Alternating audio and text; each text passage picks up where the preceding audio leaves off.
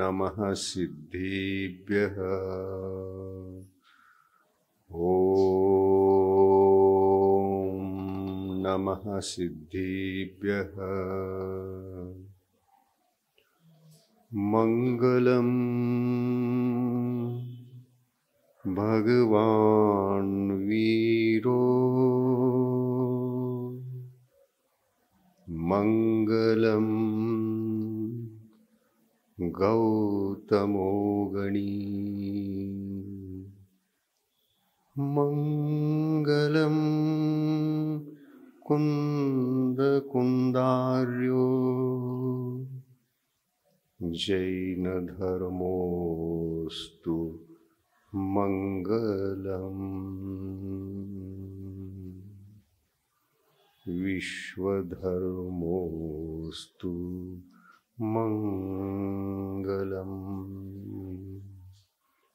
जीवधर्मोस्तु मंगलम सर्वमंगलमांगल्यं सर्वकल्याणकारकं प्रधानं सर्वधर्माणां जीवं जयतु शासनम् जैनं जयतु शासनम्।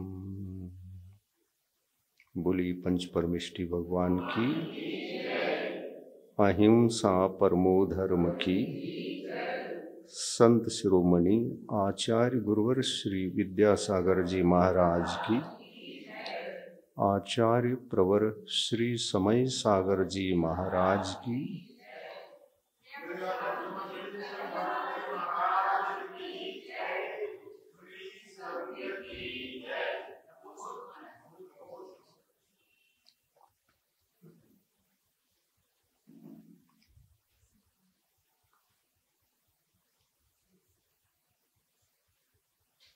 जैन शासन में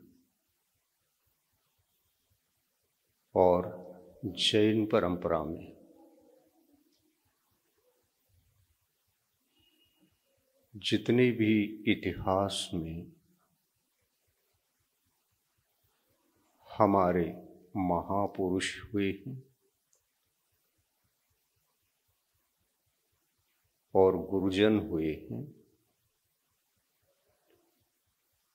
वे सारे सद्गुणों की आराधना करके वे दोष मुक्त हो गए।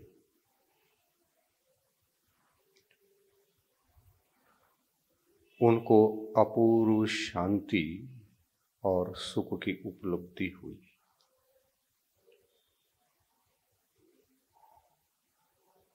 दोषों को त्यागा, दोषों का चिंतन करके उसका परिणाम देखा। चिंताएं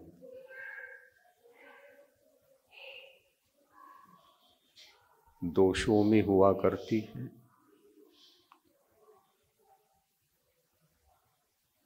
सुख दोषों के त्याग में है। इसलिए दोषों को त्यागते त्यागते शून्य अवस्था तक पहुंचे।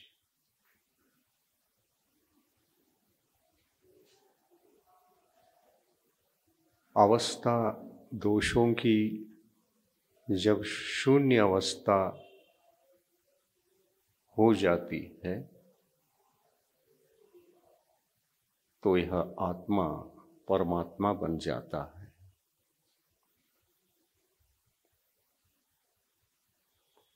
दोष मोक्ष मार्ग के भीतर अनायतन कहलाते हैं और दोषवान भी अनायतन की कोटि में आता है।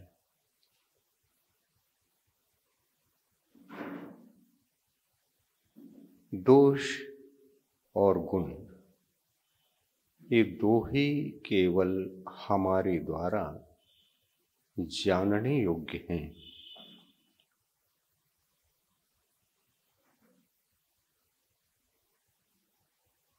केवल गुण को जानो यह भगवंतों का उपदेश नहीं, दोषों को भी जानो।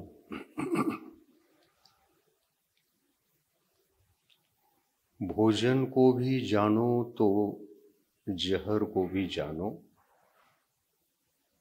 ताकि यह पहचान पूर्व से ही रहेगी तो हम जहर से बच सकेंगे और भोजन कर पाएंगे व्यवस्थित।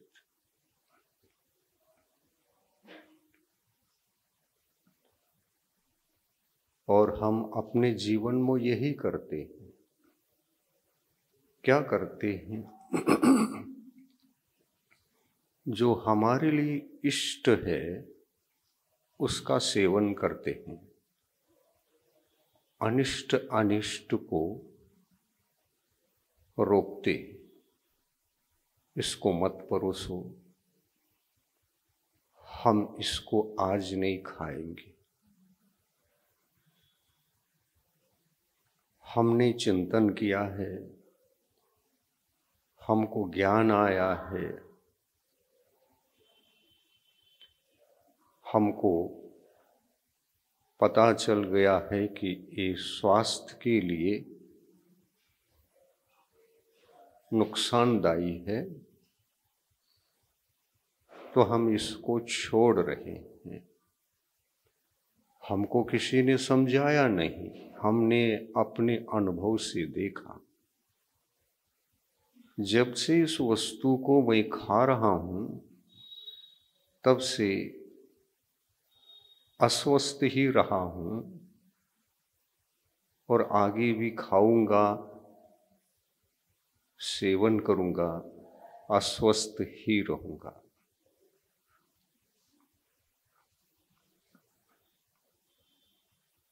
और इसलिए मुझे अस्वस्थ होने से बचना है और स्वास्थ्य पाना है।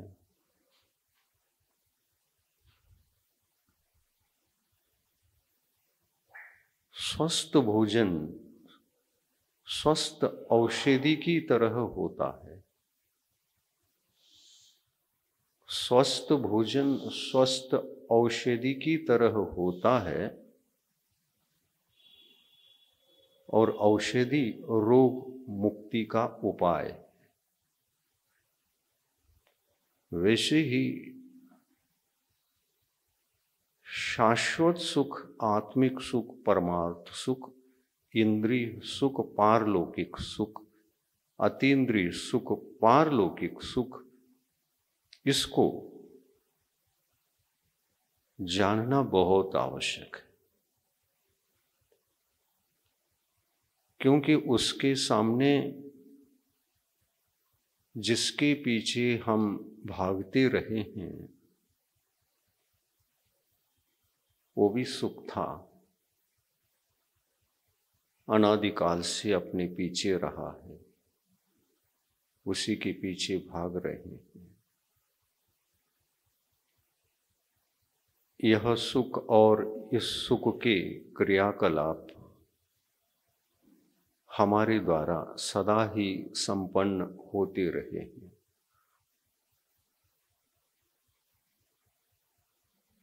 और ऐसे भोजन से, विषाक्त भोजन से आत्मा का कल्याण नहीं हुआ है। भोजन विषाक्त है ना, इसलिए कल्याण कैसा होगा? भोजन अमृतमय होना चाहिए, औषधिमय होना चाहिए, तो आत्मा भी स्वस्थ रह सकेगा।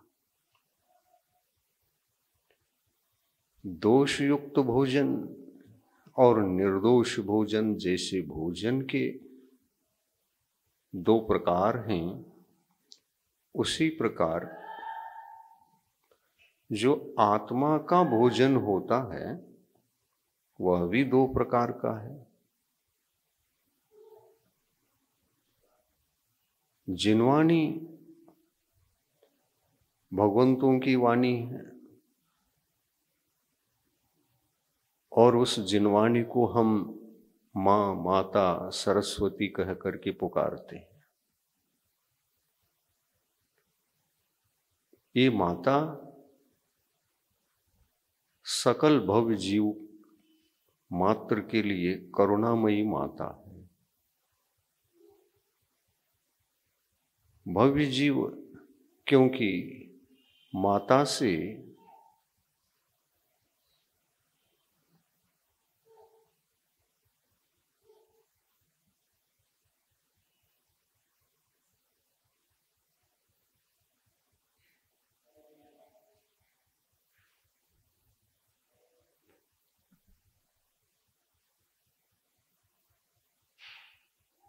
करुणामयी माता से भव्य जीव ही उपकृत हो सकते हैं। जिनवानी माँ भी कह रही है कि भव्य जीवों का ही कल्याण संभव है और उन्हीं पर मुझे दयालु बने रहना चाहिए और उन सब को ही अपनी संतान समझना चाहिए। जिनवानी माँ की संतान, उस संतान का अधिकारी कौन हो सकता है? जिनवानी माँ के बेटे बनना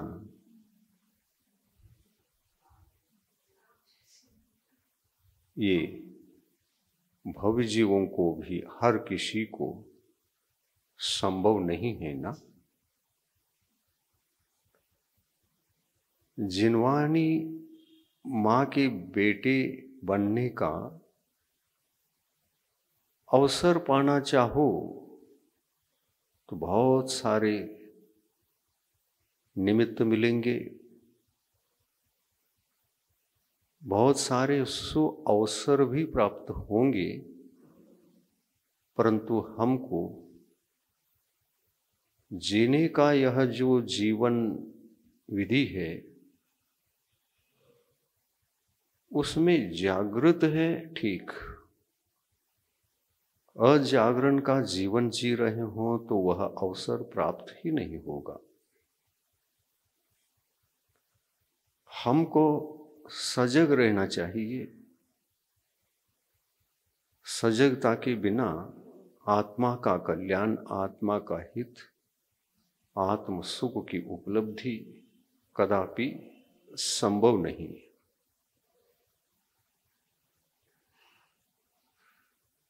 यदि हम जिनवाणी से नहीं जुड़ते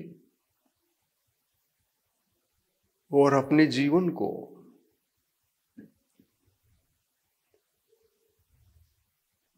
व्यर्थमय, अनर्थमय व्यतीत करते रहते हैं और उसी में आनंद लेते हैं, तो हम जिनवानी माँ से तो बहुत दूर हैं। माँ की आज्ञा में हम है कहाँ? और जो बेटा माँ की आज्ञा में नहीं रहता, माँ का नहीं सुनता, वह बेटा भी कहाँ हो सकता है? भव्य हो सकता है पर अभी बेटा नहीं बना, बेटे बनने का सौभाग्य नहीं मिला।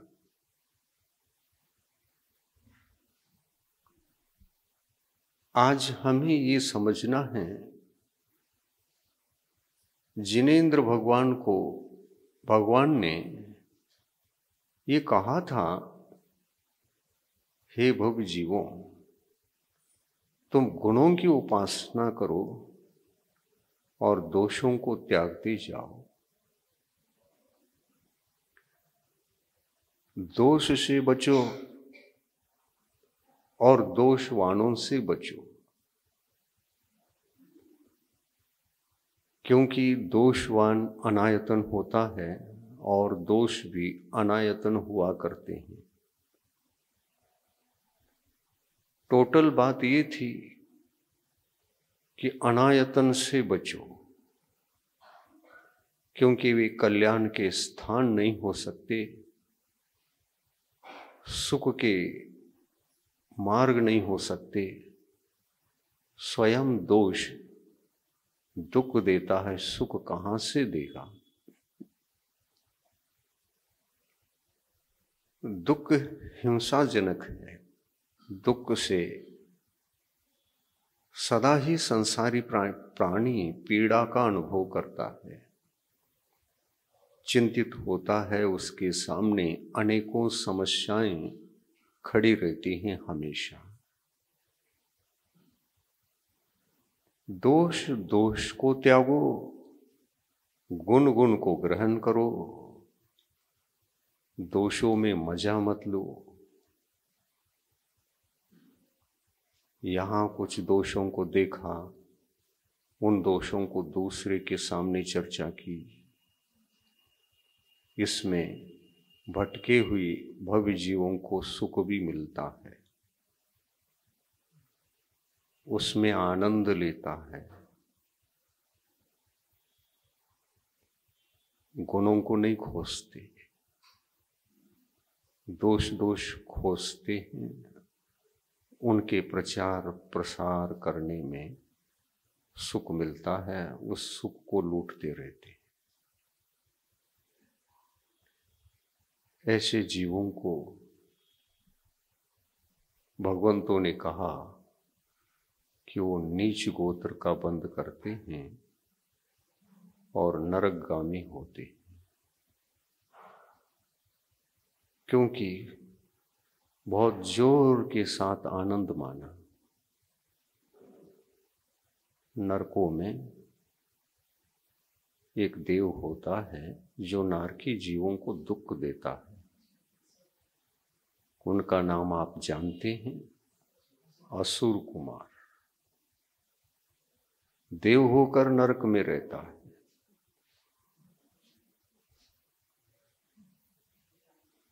ऐसा ही दोष देखने वाला मनुष्य होकर असुर होता है। सद्गति में रहकर, मानव पर्याय में रहकर, सुख के स्थान पर रहकर, दुख का असुर कुमार बनकर आनंद लेता रहता है।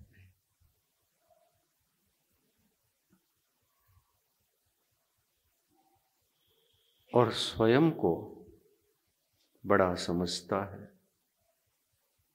देखो मैं कितना सजग हूं, मैं सबको देखता हूं,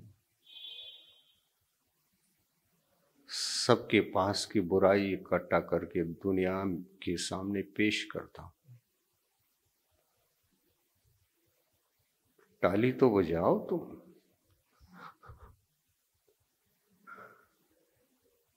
इसमें आपको नहीं कह रहा हूं मैं, वो कहता है मैंने सारी दुनिया पर पीएचडी की, दोष इकट्ठा किया, और इस प्रकार के दोष होते हैं, इस पर पीएचडी किया, सर्टिफिकेट तो दो।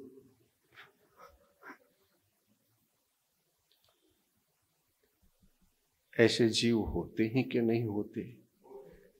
ये भी भव्य ही होते हैं। ये जिनवानी मां की बेटी नहीं। और पात्र भी क्या है कि जिनवानी माँ की बेटे होने का या बेटी होने का क्या अधिकार है। लेकिन एक ऐसा अमावस्या का अंधकार होता है, संस्कार घनीभूत होने से ये संस्कार जाते नहीं।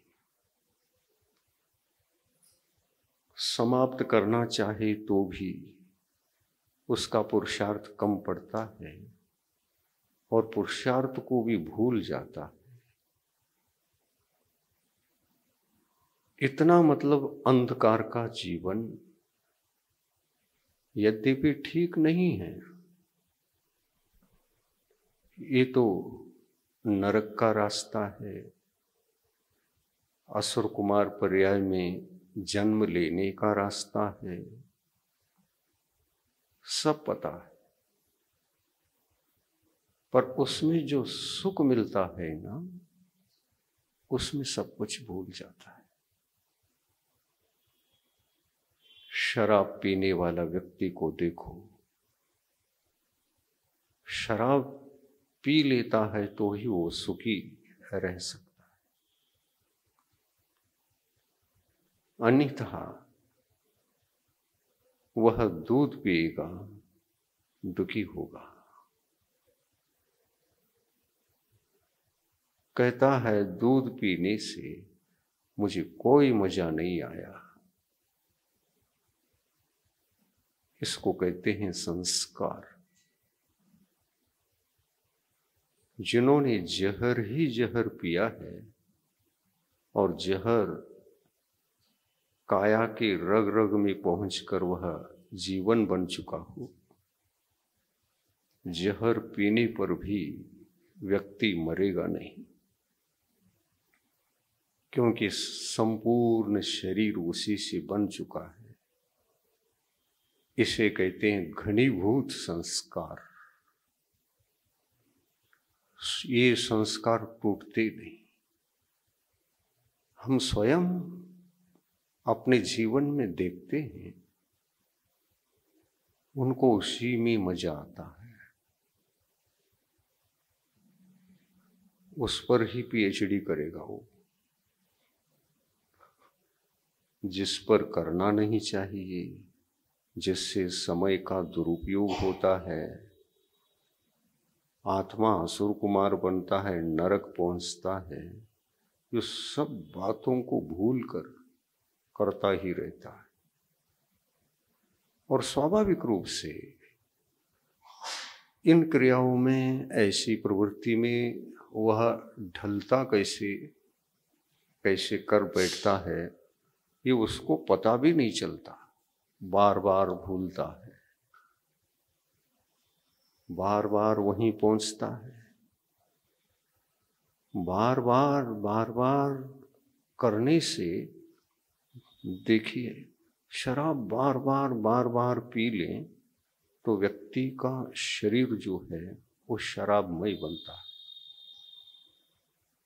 ड्रग्स लेते हैं, कुछ लोग ड्रग्स खाते हैं, जब सेवन करते हैं, ड्रग्स लिया जाता है, नसों में छोड़ दिया जाता है उसको इंजेक्शन के माध्यम से, और सीधा ही नसों में पहुंच जाए तो फिर तो रक्त में गया, डायरेक्ट पहुंच गया। तो ड्रग्स भी उसमय हो जाता है, और थोड़ा लेते उसकी मात्रा को धीरे धीरे बढ़ाओगे, मरोगे नहीं। तुम पहले ही दिन ड्रग्स को 100% लेओगे तो एक क्षण भी नहीं लगेगा कि आप मृत्यु को प्राप्त हो जाओगे।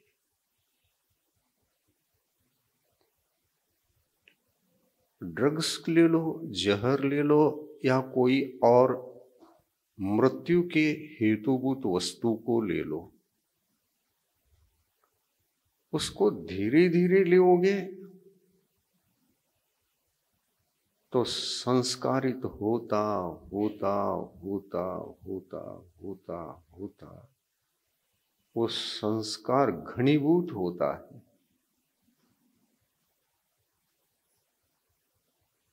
जिसको शराब पीने का संस्कार आया, आप लोग तो उसको व्यसनी कहते हैं।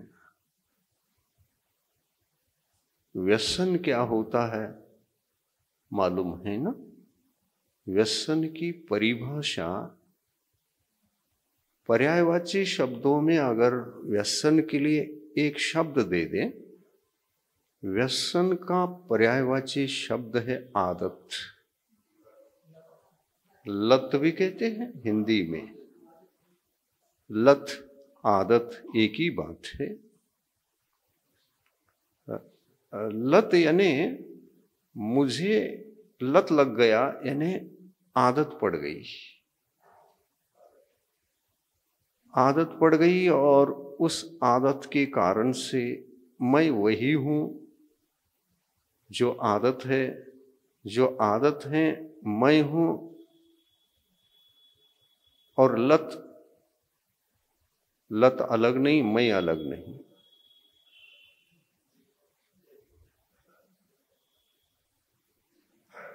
जैसे जिनेंद्र भगवान कहते हैं ना, मिथ्या दृष्टिकोण जो देह और आत्मा को एक गिने आता है छेड़ आलम में। देह और आत्मा को एक गिने वो बहिरात्मा है। बहिरात्मा भले ही भव्य जीव हो, लेकिन बहिरात्मा क्यों कहा भगवान ने? क्योंकि उसको दोष और दोषवाणों की आदत पड़ गई।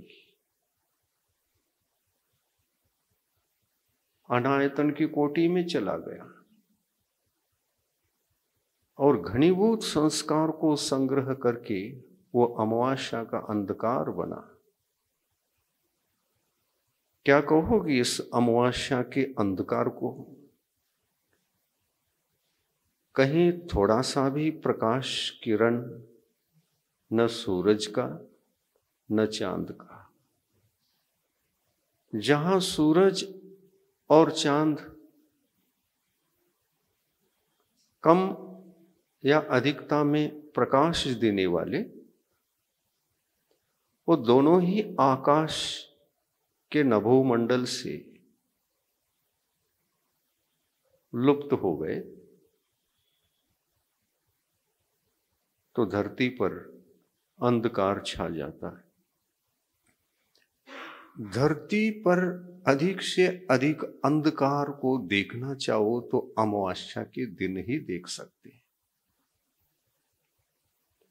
अन्यथा अमावस्या का दिन टल गया तो अमावस्या एक एक कदम को बढ़ाता बढ़ाता पूर्णिमा तक पहुंच जाएगा।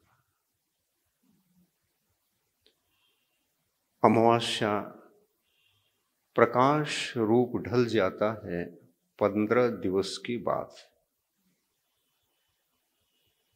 और वही पूर्णिमा अंधकार की यात्रा करता करता 15 दिन के बाद अमावस्या में ढल जाता है। देखो,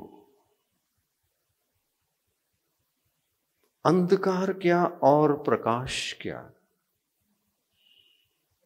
अंधकार किसका नाम और प्रकाश किसका नाम? इनका डेफिनेशन क्या, इनका लक्षण क्या? कभी सुना है प्रकाश किसको कहते हैं? कभी सुना है अंधकार किसको कहते हैं? हां, अंधकार का मतलब प्रकाश का न होना अंधकार है, और अंधकार का न होना प्रकाश है। डेफिनेशन देखिए, हर किसी विषय का एक लक्षण होता है। उस लक्षण को समझे बिना वस्तु स्वरूप क्लियर नहीं होता। हर शब्द का हर विषय का, हर पदार्थ का लक्षण, कुछ उसका ओरिजिनल जो लक्षण रहता है, वो लक्षण रहता है कि नहीं रहता? रहता ही है। देखिए, आपको कभी ऐसा लगता है कि मेरे पास बहुत अज्ञान है, या अज्ञान को दूर करने का क्या उपाय है? हम ज्ञानी कैसे बने, और ज्ञानी कैसे बने, ये अगर आपके सामने प्रश्न है और वास्तव में आप ज्ञान चाहते हैं, तो आसक्ति को तेज करो, आसक्ति को जरा उद्दीप्त करो। जैसे खाना है, खाना खाना है तो जल्दी मत खाओ, भूख को जरा और उद्दीप्त होने दो। भूख जब उद्दीप्त होगी तब खाना खा लेना।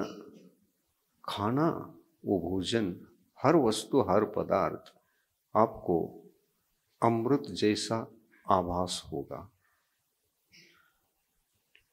वस्तु आपको अमृत भी हो सकता है और जहर भी। आपको भूख नहीं है और खाना खा रहे हैं तो वस्तु आपको जहर साबित होगा। और यदि भूख है, जहर भी खा लोगे तो अमृत साबित होगा। कल के दिन हम बीमार थे, दूध पचता नहीं था, आज पता नहीं एकाएक क्या हो गया कि दूध नुकसान ही नहीं कर गया बल्कि फायदा कर गया और अमृत के समान शरीर के लिए लाभदायी सिद्ध हुआ। तो जो हम कार्य करते हैं ना, उस कार्य के प्रति हमारी जिज्ञासा, हमारी इच्छाएं, हमारी आशाएं, उसकी पूर्ति करना चाहते हैं और अल्प समय में करना चाहते हैं, तो क्या करना चाहिए? अपने भावों को भूखे रखो, आशाओं को भूखे रखो, जल्दी पूर्ति करने का प्रयास मत करो।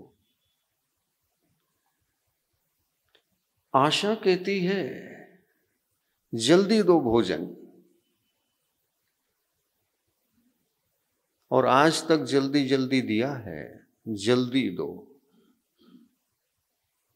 आशा आशा है, भूख हो या न हो, आशा ये नहीं समझती कि भूख तेज हो तब खाना चाहिए। आशा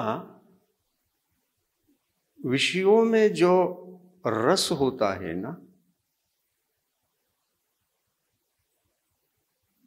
उससे संस्कारित होती है आशा। रस यानी उसमें अनुभाग, कभी चखा होगा, उसमें जो मिठास था, उसमें जो गुण था, अच्छा गुण, अमृतमय गुण को कभी चख लिया होगा, और चख लिया होगा तो उस समय, चखते समय उपवास भी किया होगा। उपवास किया था और उपवास के दूसरे दिन पदार्थ को खाने के लिए बैठ गया। पदार्थों को जब खाने लगा तो हर चीज अच्छी लगने लगी। भूख के पश्चात जब हम किसी भी वस्तु को खा लेते हैं तो इतनी मीठी लगती है, कुछ मिले या न मिले, सूखी रोटी भी अमृत सी लगती है। और वह ऐसी क्यों लगती है, इसका कभी आपने अनुभव किया हो या न किया हो, मैं अनुभव से बताता हूं। मैं ये अनुभव से बता रहा हूं कि सूखी रोटी भी आज अच्छी लग रही है तो क्यों, और कल के दिन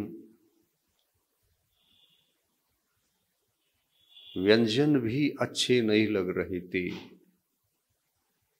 कल के दिन में और आज के दिन में क्या विशेष था?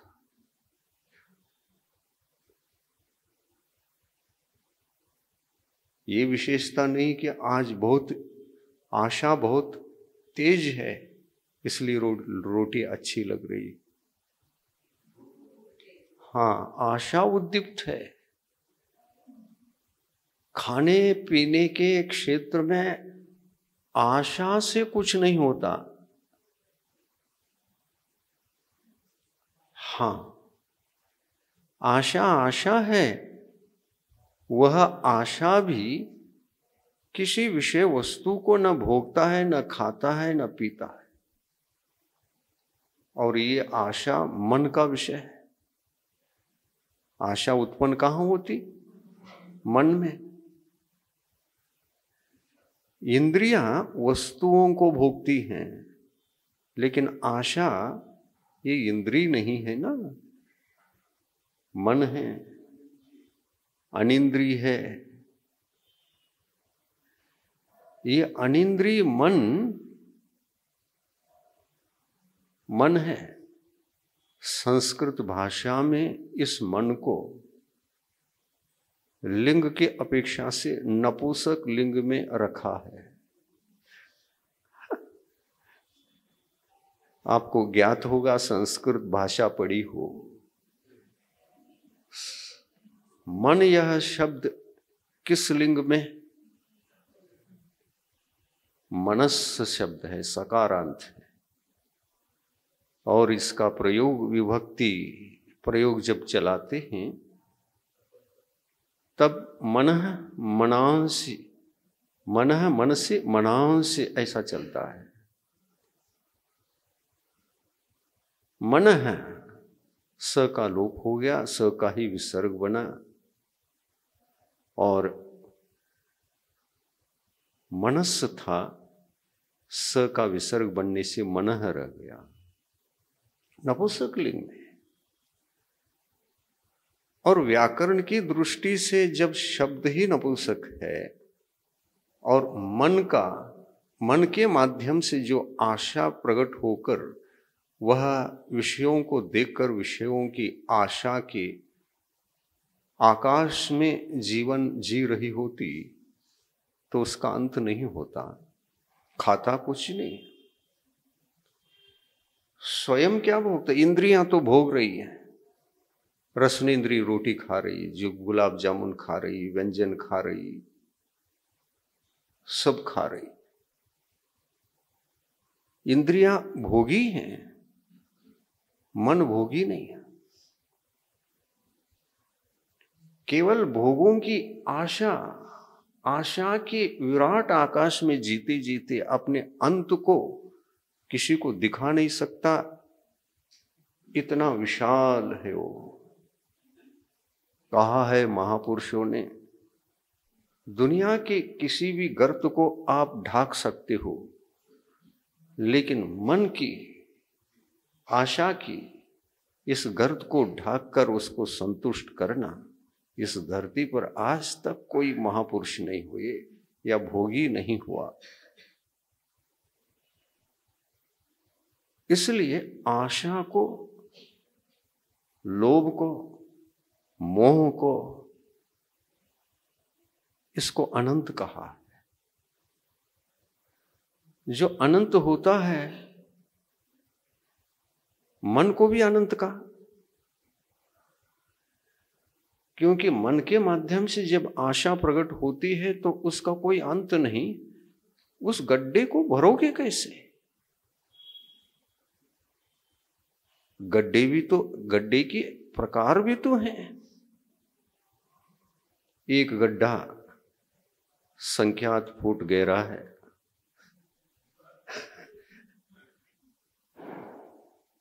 एक गड्ढा संख्यात में भी जगन्य संख्यात ही गहरा है, एक गड्ढा उससे बड़ा है, और ऐसे बड़े बड़े गड्ढे बहुत सारे, वो मध्यम के हैं। मध्यम के गड्ढे बहुत सारे होते हैं। जघन्य गड्ढा एक ही होता है और उत्कृष्ट गड्ढा भी एक ही होता है। संख्यात के गड्ढे भर सकते हैं, मध्यम के गड्ढे भर सकते हैं, असंख्यात उत्कृष्ट संख्यात के भी गड्ढे भर सकते हैं। और जहां उत्कृष्ट संख्यात का गड्ढा समाप्त हुआ, वहां असंख्यात का जघन्य गड्ढा प्रारंभ होता है।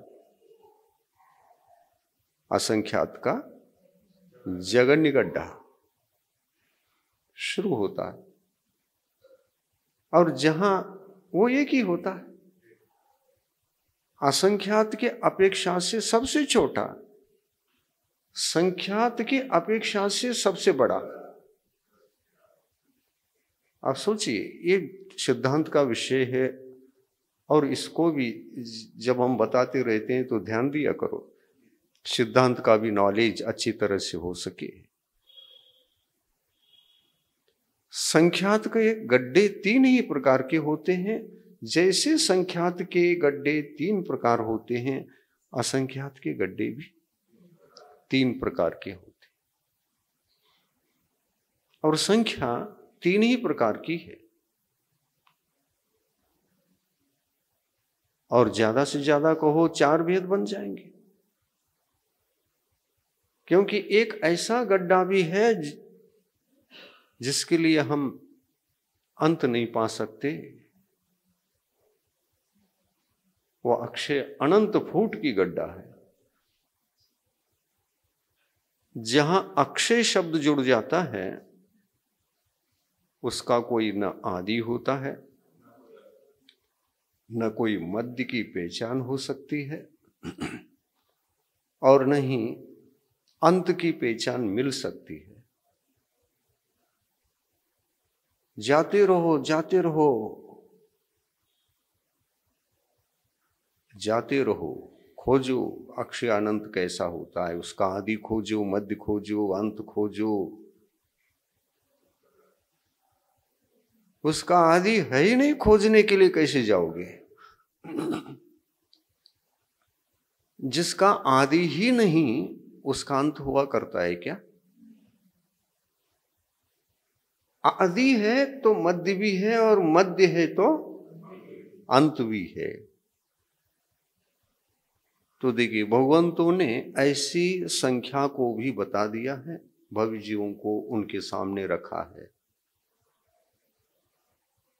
ये संख्या, सबसे बड़ी संख्या तो अक्षय अनंत की है, और सबसे छोटी संख्या संख्यात की है।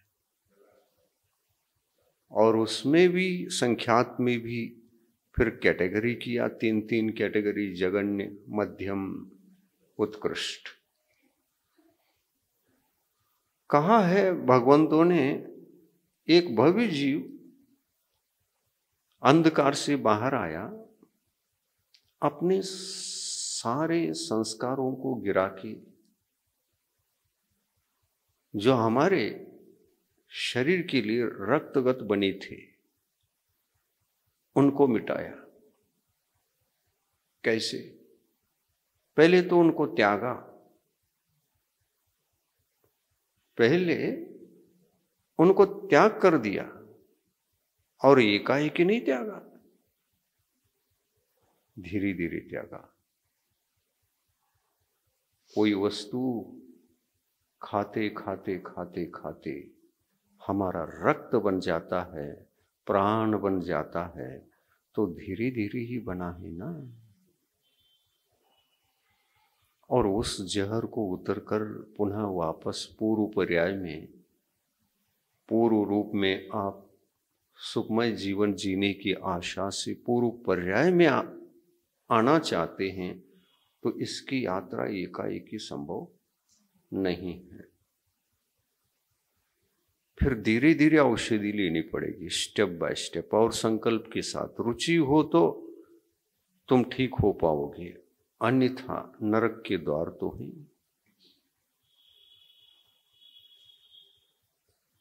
कौन मिटा सकता है, कौन उपदेश दे सकता है? जीवात्मा को अपने स्वभाव की ओर लौटने का विचार ही नहीं आते तो जहर उतरेगा नहीं और जीवन के एक एक क्षण व्यतीत होते होते अंत उसी में होगा। फिर लोक में चर्चा चलेगी कि वो कहाँ है, आपको पता नहीं, उनकी डेथ हो गई।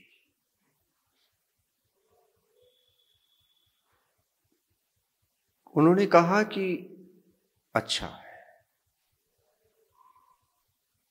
डेथ को अच्छा समझा। कोई अच्छा समझ सकता है, लेकिन अच्छा समझा। राम की मृत्यु नहीं हुई, रावण की हो गई। सभी लोग खुशी मनाते। खुशी मनाना चाहिए, लेकिन सामान्य जनों को पूछो, रावण की डेथ हो गई तो ये अच्छा लगा क्या बुरा हो? आपको कैसे लगा? तो वह अच्छा ही तो हुआ। उनकी वजह से धरती पर मुश्किल से धर्म टिका था, वो धर्म ही समाप्त होने जा रहा था, तो अच्छा ही तो हुआ। क्या बुरा हुआ? नहीं, आप जो बोलते हो गलत है। रावण की मृत्यु यानी जहर की मृत्यु। धरती पर अमृत भी रहता है तो जहर भी उसके सामने आवश्यक है।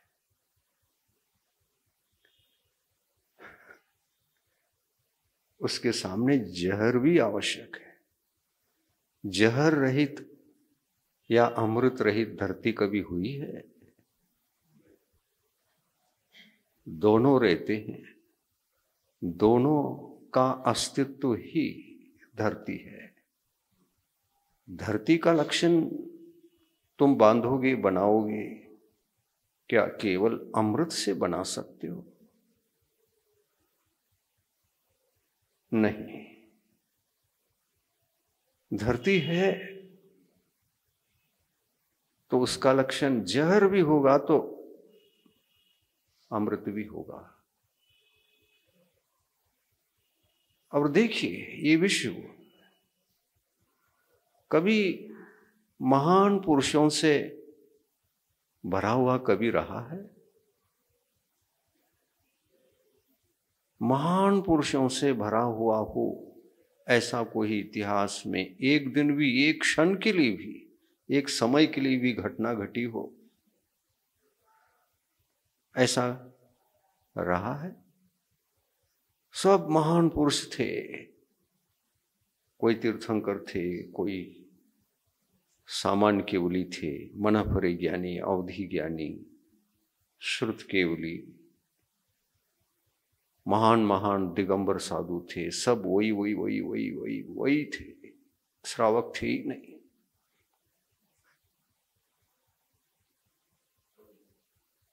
कभी हुआ है?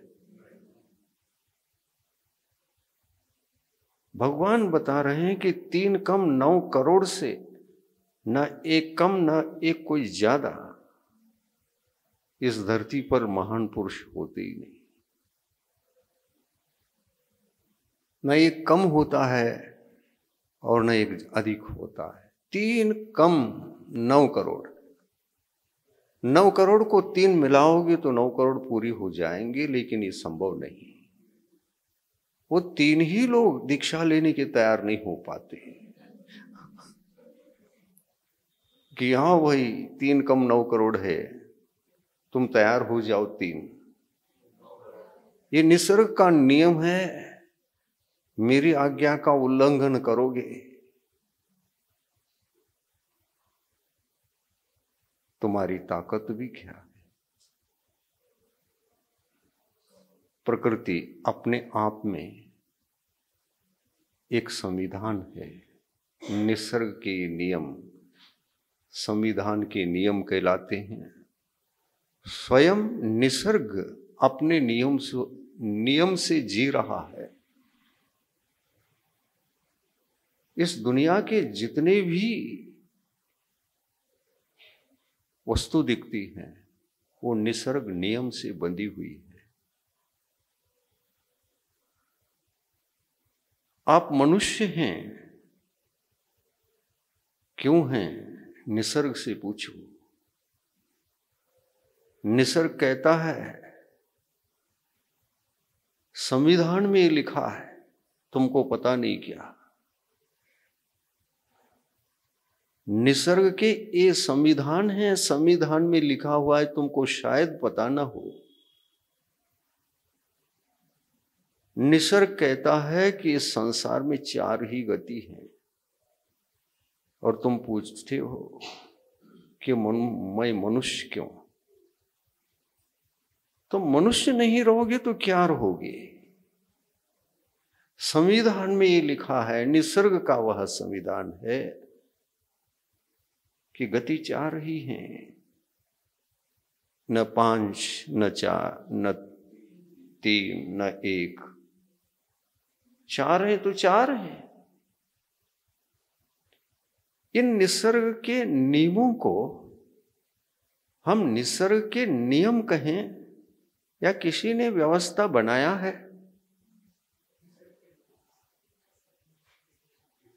किसी ईश्वर ने 4 गति नियुक्त करके जीवों को उसमें डाल दिया, उसको ऊर्जावान बना दिया और अनंत काल तक ऐसी 4 ही गति के रूप में भटकते रहे। ऐसा कोई ईश्वरीय शक्ति, कोई पदार्थी शक्ति, पुद्गल पदार्थ या कोई भी पदार्थ, ये कोई ऐसी बात है क्या? नहीं। और इसलिए महान पुरुष जो केवल ज्ञानी होते हैं, सर्वज्ञ होते हैं, वे सर्वज्ञ ही इस नियम के संविधानों को जान पाते हैं। और वो सब कुछ जानते हैं, इसलिए तो कहा निसर्ग के संविधान ग्रंथों को यदि कोई पढ़ता है तो आत्मा ही पढ़ता है, और वह आत्मा पढ़ सकता है जिनको केवल ज्ञान की उत्पत्ति हो चुकी होती है। सारे निसर्ग के नियमों को पढ़ने की क्षमता क्या आपको है? और इसलिए छद्मस्त जीव इन निसर्ग के सारे अकाट्य नियमों को जान नहीं पाता। इसलिए केवली भगवान कहते हैं, तुम चुपचाप रहा करो, अद्वा तद्वा उपदेश मत देना, अन्यथा पापी बनोगे। निसर्ग के नियमों को जाने बिना तुमने उपदेश ही क्यों दिया? मैंने नहीं दिया था, वो तुमने दिया। मैं मौन रहा। जब तक केवल ज्ञान की उत्पत्ति ना हो, मैंने उसकी उत्पत्ति का इंतजार किया। और जब उसकी उत्पत्ति हो गई, तब भव्य जीवों को उपदेश देना प्रारंभ किया। सोचो तो, मैंने उपदेश छद्मस्त अवस्था में क्यों नहीं किया? भव्य जीवों का कल्याण मैंने नहीं किया? मुझे 1000 साल लगे। लोग कहते थे, पग पग पर मिलती थी, आप तो तीर्थंकर हो, और उसमें भी प्रथम तीर्थंकर। सैकड़ों साल व्यतीत होने जा रहे हैं, हो रहे हैं, कभी किसी के साथ आप न चर्चा करते, न बोलते, न कोई मनोयोग से उनके साथ बोलते। न काय योग की प्रवृत्ति देखी जा रही है और न ही वचन योग से ही आप किसी के साथ बातचीत करती। आपको हो क्या गया है? सैकड़ों साल हो गए आपको तो दुनिया तीर्थंकर तीर्थंकर कह रही है और आप बोलते नहीं। ये ठीक नहीं। सब कुछ सुन लेते समता से। कोई अल्लोल कल्लोल भीतर ज्ञानोपयोग के बीच कोई हलन चलन नहीं। शांति से सुनते, मुस्कुराकर आगे बढ़ते आदिनाथ। ये प्यासा है, उपदेश सुनना चाहता है, भाव अच्छे, इसके परिणाम बहुत अच्छे, धन्यवाद देने के लायक है। लेकिन उसने धन्यवाद नहीं दिया। आप ऐसा क्यों घूम रहे हैं इतना महान बनकर? अच्छा नहीं, इतनी बड़ी गलती नहीं करना चाहिए। तुम अपराधी जैसे लग रहे हैं तीर्थंकर बन करके भी। 1000 साल होने जा रहे हैं, एक एक करके शताब्दी पूरी होती होती 1000 साल भी सहस्राब्दी पूरी होने जा रही है और फिर भी आप किसी को कुछ उपकार करने का नाम ही नहीं लेते। क्या हो गया है? बोलते क्यों नहीं? तीर्थंकर तो नियम से बोलते हैं। जो तीर्थंकर होगा वो बोले बिना मोक्ष नहीं जाएगा। ये तो उनके साथ निसर्ग का नियम जुड़ा हुआ है और आप तीर्थंकर होकर बोल नहीं रहे। आदिनाथ कहते हैं तुम जो बोल रहे हो सही है। मन में कहते हैं, बोल करके नहीं। ये जो बोल रहा है बिल्कुल सही है। इसके मुख से तो एक निसर्ग शब्द निकला। तीर्थंकर को जानता है, तीर्थंकर का लक्षण जानता है, ऐसा लगा। आदिनाथ मुस्कुरा जाते हैं।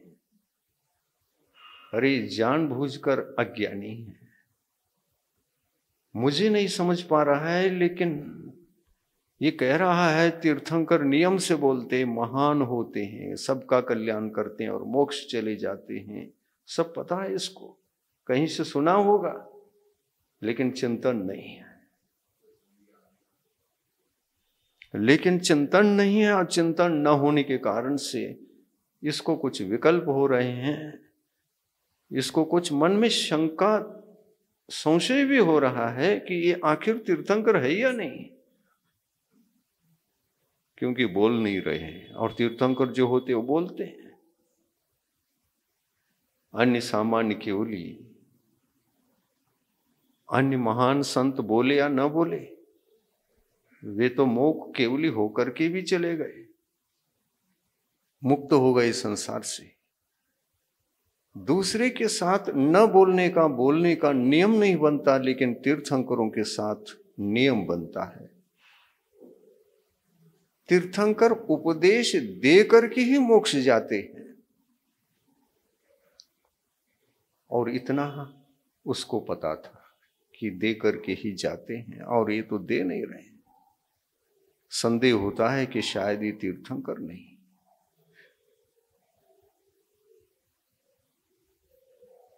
तो उतना ही सुन करके रखा है। तीर्थंकर बोले बिना मोक्ष नहीं जाते, तो ये बोल नहीं रहे। तीर्थंकर बोलते हैं, इतना ही सुन करके रखा हुआ व्यक्ति तीर्थंकर को पहचानने का प्रयास करेगा तो बोल रहे हैं कि नहीं बोल रहे हैं, ये इसी से करेगा ना।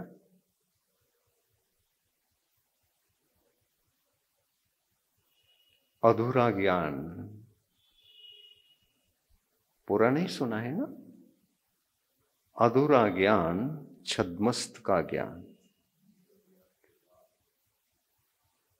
आपको पता होगा आदिनाथ छद्मस्त अवस्था में बोले ही नहीं थे।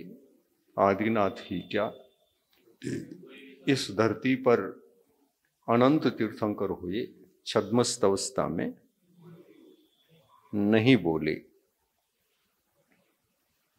और तीर्थंकर नियम से बोल करके ही मोक्ष जाते हैं। अनंतों में एक भी ऐसा तीर्थंकर नहीं हुए जो बोले बिना, उपदेश दिए बिना, भव्यों का कल्याण किए बिना, भव्यों को मोक्ष मार्ग, आत्महित का मार्ग दर्शाए बिना मोक्ष नहीं गए। और इसीलिए तीर्थ नायक उनका नाम है। वे तीर्थंकर कहलाते हैं और तीर्थ नायक कहलाते हैं। क्यों ऐसा नाम पड़ा तीर्थ नायक? तीर्थ शब्द भी अपने आप में क्या बोलता है, उसका लक्षण क्या है? तीर्थ के शब्द के हार्ट में जाकर देखोगे तो रत्नत्रय दिखेगा। तीर्थ का मतलब होता है रत्नत्रय। और तीर्थ शब्द को पकड़कर ऑपरेशन करके देखो, अंदर क्या दिखेगा? रत्नत्रय धर्म दिखेगा। रत्नत्रय स्वरूपम तीर्थम स्वयं धारयति।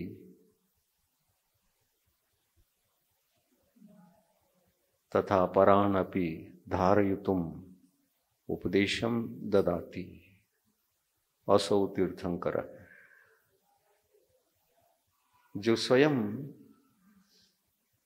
तीर्थ को धारण कर तीर्थ का उपदेश देते हैं, उनका नाम तीर्थंकर। लक्षण है, तीर्थ का लक्षण है, लक्षण में ही लिख दिया ये तीर्थंकर हैं। तीर्थ को धारण तो करते ही हैं, लेकिन उपदेश भी देते हैं। और उपदेश देना जिनका लक्षण है वही तीर्थंकर होता है। और छद्मस्त अवस्था में तीर्थंकर दिगंबर मुनि तो रहते हैं, त्याग तपस्या भी करते हैं, लेकिन बोलते नहीं। ये बोलने का लक्षण अभी घटित होने का, बोलने के कार्य को सक्रिय करने का समय ही नहीं आया है, इसलिए नहीं बोलते। मैं बोलूं तो कैसे बोलूं, अभी छद्मस्त हूं। और छद्मस्त का ज्ञान, छद्मस्त की आत्मा, इस लोक में 6 द्रव्य हैं, क्या जानता है? क्या ज्ञान के लिए प्रत्यक्ष हो गए 6 के 6 द्रव्य? उसमें तो मूर्त द्रव्य एक ही है, पुद्गल। जीव भी अमूर्त है, धर्म द्रव्य भी अमूर्त है, अधर्म द्रव्य भी अमूर्त है, और आकाश काल द्रव्य सारे के सारे अमूर्त हैं। एक ही मूर्त है जिसको आंखों से देखा जा सकता है, कानों से सुना जा सकता है, नासिका से सूंघा जा सकता है, और स्पर्श से उसकी पहचान की जा सकती है। वो मूर्त है। इस मूर्त द्रव्य को छोड़कर मुझे अन्य द्रव्यों का ज्ञान तो हुआ ही नहीं। मेरे ज्ञान का विषय वो बने ही नहीं, और मैं छद्मस्त। प्रथम तीर्थंकर आदिनाथ तीर्थंकर प्रकृति का बंध तो किया है, लेकिन वह प्रकृति सत्ता में बैठी हुई है, उदय में नहीं आई, सत्ता में।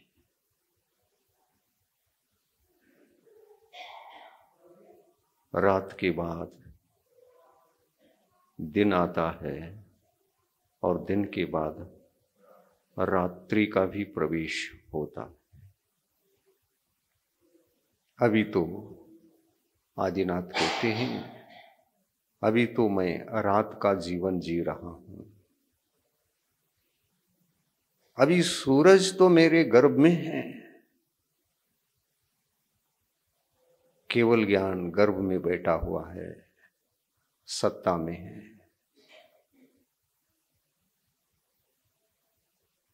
और जब तक वह सूरज सत्ता में बैठा है, उदयाचल पर आकर के अपने एक एक किरणों को धरती पर छोड़ेगा, सब पदार्थ दिखना शुरू हो जाएगा। सभी पदार्थ दिखेंगे कि नहीं दिखेंगे?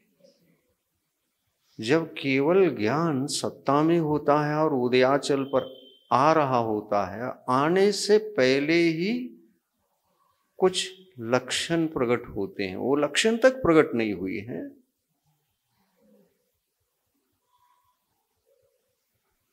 उसको सुबह सुबह मंद सुगंध पवन, ऑक्सीजन भरपूर, ऑक्सीजन से भरपूर भरा हुआ, देखिए आपने अनुभव किया होगा, 24 घंटे में ऑक्सीजन भरपूर रहता है वातावरण में, तो वह काल कौन सा? प्रातः काल। इसलिए लोग घूमने जाते हैं। वैद्य डॉक्टर लोग भी कहते हैं कि घूमने के लिए जाना। कौन सा समय उत्कृष्ट है? प्रातः काल घूमना चाहिए, ब्रह्म मुहूर्त में उठना चाहिए और प्रातः काल घूमना चाहिए। ये सभी आयुर्वेदिक शास्त्रों में लिखा हुआ है, इसलिए वैद्य कहते हैं। और आयुर्वेदिक शास्त्रों में जो कुछ भी लिखा रहता है वो अनुभव से लिखा रहता है, वो देखा हुआ होता है, अनुभव किया हुआ होता है, वो उल्लेख अनुभव का उल्लेख रहता है। ग्रंथ कहते हैं कि ब्रह्म मुहूर्त में उठो और शाम को सो तो जल्दी सो, तब ब्रह्म मुहूर्त में उठने का भाग्य मिलेगा। हम ऐसा करते ही कहाँ हैं? व्यर्थ के काम में उलझे रहते हैं। हाथ में मोबाइल है, अंगुली घूमती रहती है, घुमाते घुमाते 12 बजा के 11 बजा, ख्याल भी नहीं रहता, और वहीं पर घड़ी चल रही है, उधर उपयोग नहीं, समय निकल जाता है। घड़ी आंखों के सामने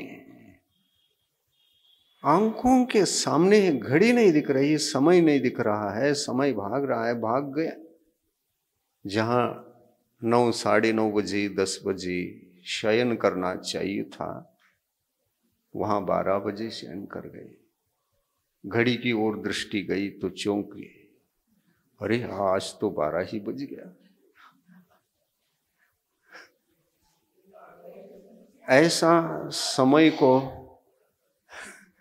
ऐसे समय को आप खराब करते हैं कि नहीं? आप ब्रह्म मुहूर्त में कैसे उठ सकते? समझिए ब्रह्म मुहूर्त की महिमा क्या है, उपयोगिता क्या है, और उस समय उठ करके जागृत अवस्था, नींद की अवस्था नहीं, जागरण की अवस्था में आकर के उसके लाभ के लिए आप पुरुषार्थ करोगे तो क्या क्या आपको अच्छे अच्छे लाभ मिल सकते हैं। पहले तो ये आदत, ब्रह्म मुहूर्त में हम नियम से उठेंगे, ये आदत जो डालता है वह कभी भी रोगी नहीं बन सकता। सबसे बड़ी भूल, बड़ा अपराध, बड़ा प्रमाद यदि किसी के द्वारा होता है तो सोने और उठने का अपराध सबसे बड़ा अपराध है। ब्रह्म मुहूर्त कितने बजे से कितने बजे तक का है आपको पता है? 3 बजे से। 3 बजे उठना चाहिए, आप तो 9 बजे उठते हैं।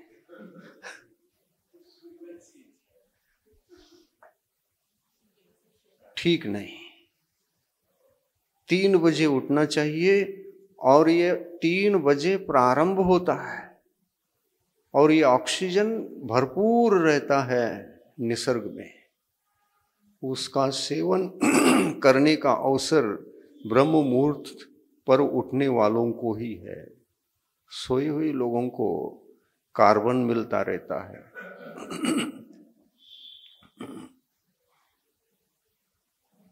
और उसमें भी सभी पैक करके सोते हैं, तो जो कमरे में भी थोड़ी बहुत ऑक्सीजन है वो भी कार्बनमय बन जाता है, क्योंकि आपके द्वारा छोड़ा गया कार्बन जाता कहाँ, वहीं इकट्ठा होता है। इधर ऑक्सीजन मिलता नहीं और कमरा कार्बन से भर रहा होता है, भरते भरते 9 बजे तक भरा, अति हो गया। अब जियोगे कैसे? निरोग का जीवन, और यही सिलसिला जीवन में अधिक है। तो जीना, पूरी आयु जीना तो मुश्किल ही है। आपको इस प्रकार की जो चर्या है वो अकाल में ले जाएगी, और इसीलिए समय का महत्व है।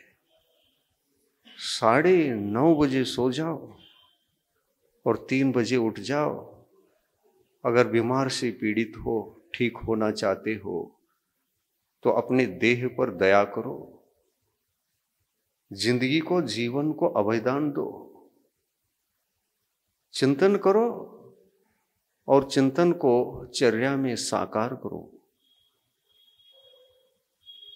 सुधर जाओगे, हर रोग इससे दूर होते हैं। रोगी होने का अवसर जो मिलता है हमारे लिए 2 कारणों से मिलता है। रोगी होने का जो अवसर मिलता है वो 2 कारणों से। पहला कारण समय पर सोना और समय पर उठना, ये नहीं होता, इसलिए ऑक्सीजन से वंचित रहता है अपना शरीर, तो अकाल में हमारी मौत होती है। दूसरा कारण, भोजन खान पान जैसा रहना चाहिए वैसे नहीं रहता, इसलिए व्यक्ति अकाल में मौत करता है, मरण करता है, और इस कारण से भी मृत्यु होती है। मृत्यु के इन दोनों कारणों को टाल दोगे तो पूरी जीवन जीने को आप टाल ही नहीं सकते। चाहो तो नहीं टलेगा, 100 साल जीना ही पड़ेगा, क्योंकि व्यवस्थित हो। शरीर का जो सिद्धांत है उस सिद्धांत में हम बैठते हैं तो व्यवस्थित रहते हैं, और नहीं बैठते हैं तो व्यवस्थित हम नहीं रहते। और इसीलिए किसी को हार्ट की बीमारी है, शुगर की बीमारी है, कैंसर है, वो है, अमुक है, तमुक है, बहुत सारे छोटे बड़े लघु व्याधि, दीर्घ व्याधि, महाव्याधि हमारे पीछे। और ये ज्ञान होना चाहिए। ज्ञानी ही जीवन जी सकता है। जीवन जीने के लिए भी प्रथम यदि कोई आवश्यक बात है तो ज्ञान। अपने स्वास्थ्य के प्रति जितना ज्ञान तुम इकट्ठा करोगे उतना अच्छा है, जी सकोगे। जीने के सारे रास्ते आपके सामने रहते हैं, अच्छी तरह से जी सकोगे। और ऐसे ज्ञान को बढ़ाना चाहिए। और ये बढ़ेगा कैसे? तो आजकल तो बढ़ाने के लिए उपाय इतने सारे हैं, इतने सारे हैं। पहले शायद नहीं थे कभी इतिहास में, पूरे चतुर्थ काल में भी इतने सारे उपाय सामने नहीं थे, आज हैं। वो है आपका हाथ का मोबाइल।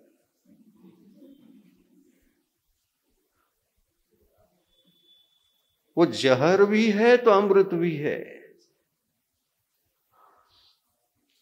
जीवन का अंत कराने वाला वही है और पूरे जीवन दान भी देने वाला वही हो सकता है।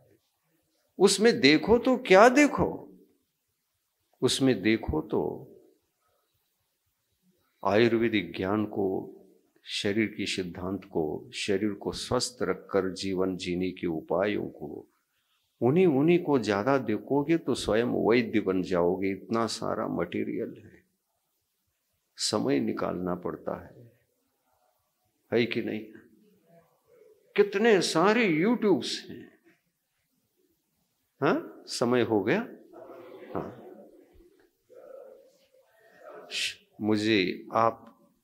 मुझे सजग करते हैं, समय हो गया। शायद ऐसा लगता है कि ब्रह्म मुहूर्त में सभी उठते होंगे।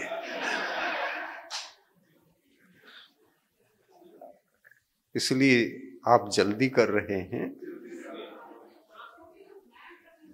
हाँ बिल्कुल, सबको उठना है ना। हम भी उठेंगे, आप भी उठो जीवो। और मैं वाणी को स्टॉप करता हूं।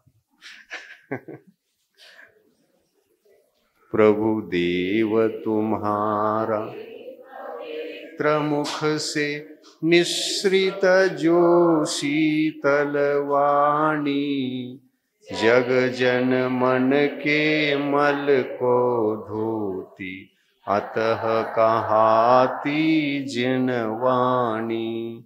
जयवंतो माँ जग में तब तक जब तक सूरज चांद रहे, शीश नवाते कर्म हरो माँ, अब तक हम विषयांध रहे, अब हम ना विषयांध रहे। जिनवाणी माता की जय।